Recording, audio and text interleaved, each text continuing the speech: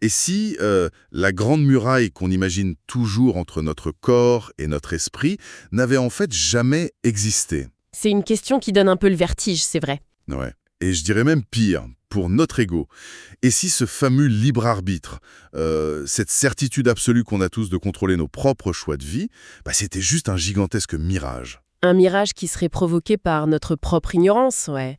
C'est vraiment le cœur du sujet. C'est exactement le vertige intellectuel dans lequel on va plonger aujourd'hui pour cette nouvelle exploration en profondeur. Je suis vraiment impatient d'en parler. Et moi, je suis ravie d'être là. Parce que, honnêtement, c'est un véritable séisme pour la pensée humaine. Complètement. Alors, pour situer un peu, les sources qu'on décortique aujourd'hui reposent sur l'une des œuvres philosophiques les plus monumentales du XVIIe siècle. C'est ça, on parle spécifiquement de la deuxième partie de l'éthique de Spinoza, Voilà la partie consacrée à la nature et à l'origine de l'esprit. et c'est un texte qui est super réputé pour sa complexité en fait.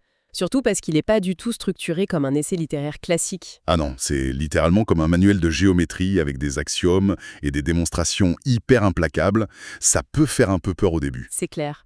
Mais l'objectif de l'auteur est vraiment tourné vers la pratique. Il prévient tout de suite qu'il veut pas juste brasser de l'air avec des théories abstraites, quoi. Ouais, et c'est justement notre mission aujourd'hui. On va essayer de briser cette carapace géométrique un peu froide, on va dire. Pour transformer tout ça en un raccourci limpide vers une forme de sagesse. C'est vraiment ça l'idée. On va chercher à comprendre la mécanique de nos pensées, les racines physiques de nos erreurs au quotidien. Et surtout comment le fait d'accepter un univers où tout est déterminé, ça peut étrangement mener à une super tranquillité mentale. Sans se perdre dans le jargon, bien sûr, mais bon, pour bâtir cet apaisement, faut d'abord casser nos idées reçues. Et le premier coup de marteau, il frappe direct notre conception classique de l'humain. C'est-à-dire cette image très intuitive qu'on a tous d'un esprit immatériel, genre un petit pilote caché dans notre crâne. Exactement, le fameux pilote qui tire les manettes pour commander le véhicule physique, donc notre corps. On grandit tous avec cette image. Oui, une séparation très popularisée par Descartes avant lui d'ailleurs. Et c'est la toute première cible du texte. Alors comment il déconstruit ça, l'auteur ? Eh bien, il pose un principe fondateur, un concept de parallélisme strict, qu'on trouve dans la proposition 7.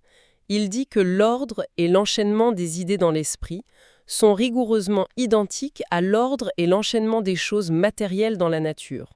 Attends, ça veut dire que la pensée et la matière essayent pas mystérieusement de communiquer entre elles? Pas du tout.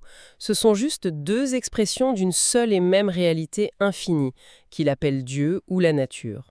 C'est la même chose pour lui. Ok, faut vraiment s'arrêter une seconde là-dessus pour bien visualiser, parce que c'est dense. Ce n'est pas un réalisateur immatériel qui donne des ordres à un acteur physique. Non, c'est beaucoup plus organique que ça. Pour moderniser un peu le truc, on pourrait dire que l'esprit et le corps, c'est comme la piste audio et la piste vidéo d'un même film. Ah oui, c'est une excellente analogie. C'est ça, ces deux pistes jouent la même scène à la fraction de seconde près. Il n'y a pas la piste audio qui cause la vidéo ou l'inverse. C'est juste la traduction d'un même fichier numérique exprimé en son d'un côté et en lumière de l'autre. C'est hyper juste.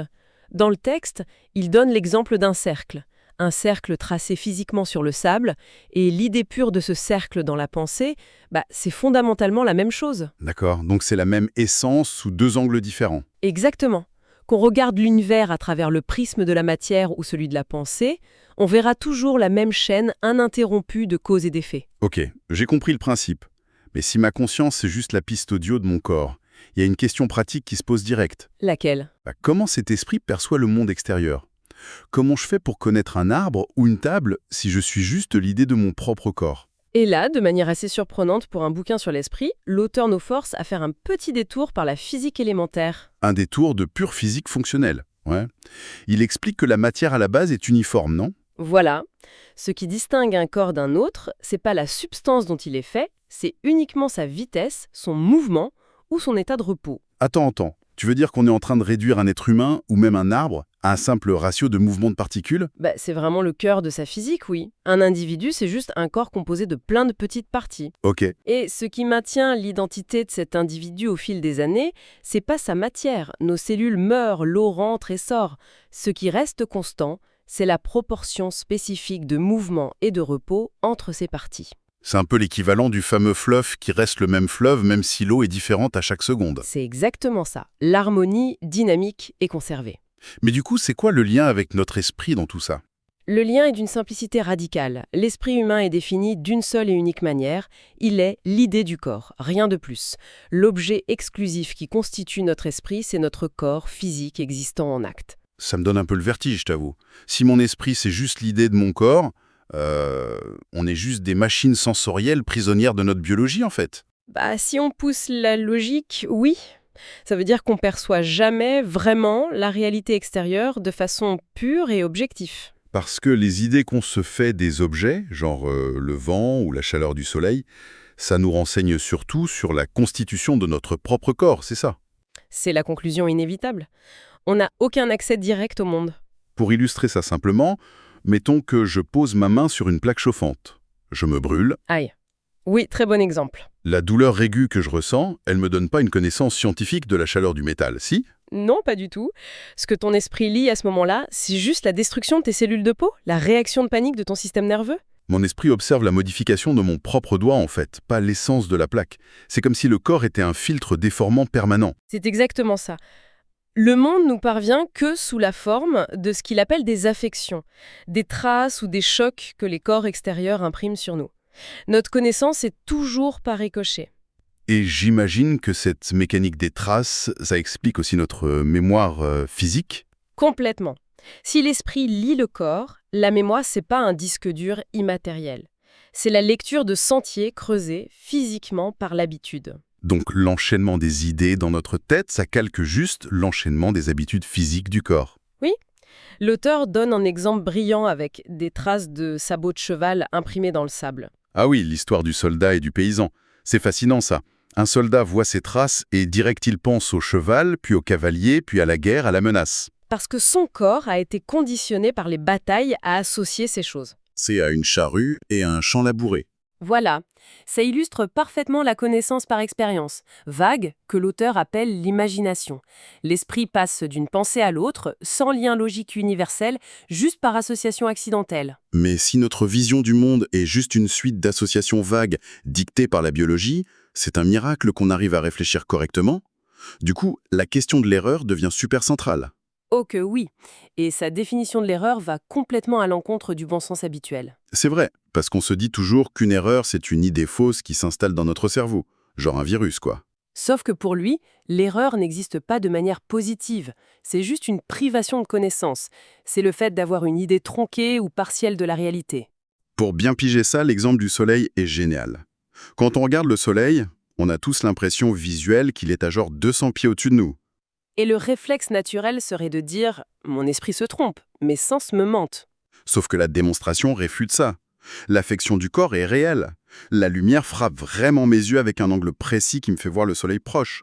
L'imagination en elle-même ne contient pas l'erreur. L'erreur est juste dans l'ignorance qui l'accompagne. On ignore la vraie distance astronomique et la cause physique de notre perception. C'est juste un trou dans la raquette de notre savoir. Et ça déculpabilise vachement nos sens, en fait. Tout à fait.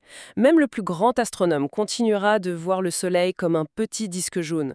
Acquérir la vraie science n'efface pas la perception physique dictée par le corps. L'imagination reste, mais l'erreur s'évapore. Parce qu'on a comblé la privation. On guérit jamais de notre nature corporelle. On la met juste en contexte. C'est un super résumé. Bon.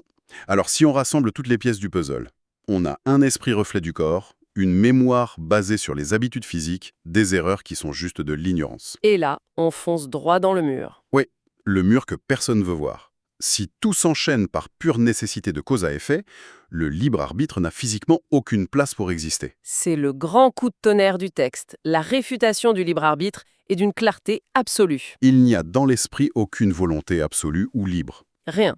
L'esprit est invariablement déterminé à vouloir une chose par une cause, engendrée par une autre cause, et ça remonte à l'infini. Une volonté magique en dehors des lois de la nature, c'est absurde pour lui. Alors là, je dois faire l'avocat du diable 2 secondes, parce que c'est viscéralement inacceptable pour moi. Je comprends très bien la réaction. Tous les jours, je fais des choix, moi. Je choisis de me marier, de changer de carrière. J'ai l'intime conviction que j'aurais pu faire un choix différent à la seconde où j'ai décidé. D'où sort cette certitude tenace si c'est faux? C'est cruel de lucidité. Ça vient juste d'une asymétrie de notre conscience.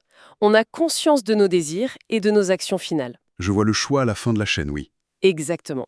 mais on est totalement aveugle aux millions de micro-causes biologiques, sociologiques, météo même, qui ont incliné notre corps vers ce choix. Ah ouais.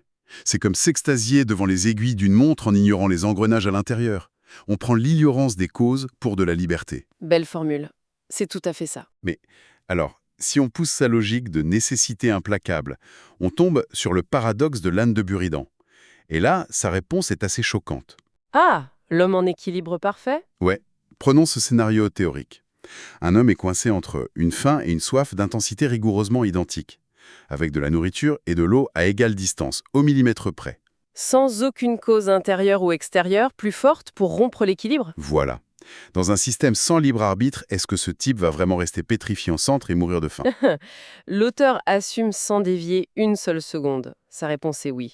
Il périrait de faim et de soif. Il cherche même pas d'échappatoire intellectuel. Aucune. Il dit carrément que s'il faut considérer ce type non plus comme un homme, mais comme une statue, tant pis. Il faut juger ça avec la même rigueur mécanique qu'un enfant qui pleure ou un homme dans la folie. C'est d'une froideur. Les lois de la nécessité s'en fichent des sentiments. Si l'équation causale est parfaite, l'immobilité est le seul résultat physique possible. C'est un choc monumental, c'est vrai. Mais du coup, ça pourrait nous plonger dans un fatalisme noir.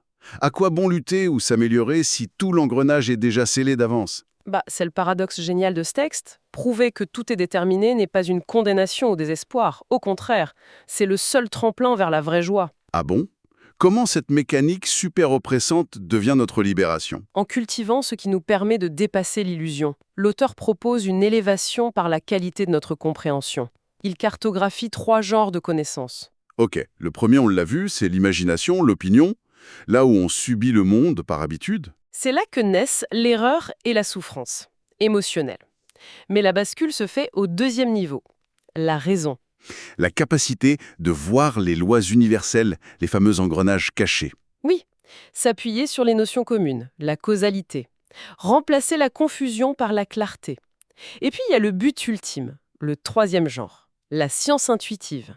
C'est quoi la différence avec la raison? C'est plus une fulgurance. On saisit directement comment l'essence d'une chose unique découle de la nature universelle. On comprend profondément sa place dans le grand tout. Donc le chemin vers le bonheur, c'est vraiment un chemin de clarification rationnelle. Et c'est là qu'on arrive au fameux « et alors ?» À quoi ça sert concrètement dans la vie de tous les jours? Il y a 4 bénéfices massifs à s'affranchir de l'idée du libre arbitre. Le premier, c'est un vrai remède contre l'anxiété, la tranquillité de l'âme. Parce qu'on comprend qu'on est de simples modes de la nature et que rien ne pouvait être différent. Ça tue les regrets toxiques en fait. Exactement. On ne court plus après une récompense future. La compréhension rationnelle du présent est sa propre récompense. C'est la béatitude. C'est le meilleur antidote aux phrases du genre « Ah, si seulement j'avais fait ça ». Et ça mène direct au deuxième bénéfice sur notre façon de gérer la chance et la malchance. La fortune, quoi. Oui, le déterminisme absolu nous apprend à accueillir la bonne ou mauvaise fortune avec une âme égale. La maladie, la réussite, tout découle de la même nécessité éternelle. Pleurer sur un coup du sort, ça devient aussi stupide que de s'énerver parce qu'un triangle a 3 côtés. On n'affronte plus la vie avec crainte ou espoir, on l'accepte joyeusement. C'est ça l'acceptation de l'ordre naturel. C'est puissant à titre individuel. Mais on vit en société. Et le 3e bénéfice me paraît être le plus dingue, parce qu'il change tout sur comment on juge les autres. Totalement. Quand quelqu'un te blesse, ton premier réflexe, c'est la haine ou la colère. Pourquoi que? Parce que tu crois qu'il a usé de son libre arbitre pour te nuire. Ouais, on se dit, il a fait exprès, ce sale type. Et c'est cette croyance précise qui crée la toxicité. L'auteur démontre que si tu enlèves l'illusion du libre arbitre, tu désintègres la base de la haine et de l'envie. Parce que l'homme qui m'offense, c'est plus un malfaiteur libre, c'est juste le rouage d'une chaîne causale qui le contraint. La rancune n'a plus de sens logique. Ça remplace les jugements moraux par une forme supérieure de compassion, basée sur l'intelligence rationnelle qui dicte d'aider son prochain, pas sur la pitié sentimentale. C'est une vraie pacification des rapports humains, ce qui ouvre sur le 4e et dernier bénéfice, la politique et la gouvernance. Oui, un dirigeant qui a compris la nature humaine ne gouvernera jamais par la contrainte ou la terreur. Parce que traiter les citoyens en esclaves par la peur, c'est les maintenir dans l'ignorance. Voilà. Le but de l'État, c'est d'organiser la société pour que les gens accomplissent le meilleur librement, par l'usage de leurs propres raisons et la concorde. C'est vraiment vertigineux le voyage qu'on vient de faire. On part d'une physique géométrique et froide et des particules, on passe par des concepts glaçants comme l'inexistence du libre arbitre. Et on finit sur une des philosophies les plus apaisantes qui soient. Une acceptation radicale, sans jugement moral, et une joie inébranlable. Le triomphe de la raisonnativité sur les passions tristes. En comprenant notre servitude, on atteint la seule liberté possible, la libération par la clairvoyance. C'est super beau. C'est vraiment l'essence de son projet. Et pour clore cette exploration aujourd'hui, j'aimerais lancer une petite réflexion troublante à ceux qui nous écoutent, dans la droite ligne de cette physique du corps. Ah, j'ai hâte d'entendre ça. Si on dit que notre esprit, c'est l'idée de notre corps en train d'exister, mais que ce même corps a un besoin vital et constant d'interagir avec l'extérieur pour se régénérer, l'air qu'on respire, l'eau, le soleil, la nourriture, Oui, c'est un flux permanent. du coup, elle est où la frontière objective de ce qu'on appelle le moi? Puisque le maintien de notre corps dépend indissociablement de tout le reste de la nature. Notre corps n'est au fond qu'un carrefour, une zone d'échange temporaire d'énergie. C'est très vrai. Dès lors, notre esprit subjectif, qui se croit si isolé et souverain dans sa petite bulle, c'est peut-être juste une vague de conscience éphémère à la surface d'un océan infini de matière, totalement incapable d'exister une seule seconde sans le reste de l'univers. C'est une perspective qui invite vraiment à reconsidérer non seulement qui nous sommes, mais surtout où nous nous arrêtons. Et là-dessus, on vous laisse y réfléchir. Merci de nous avoir suivis et à bientôt pour une nouvelle plongée.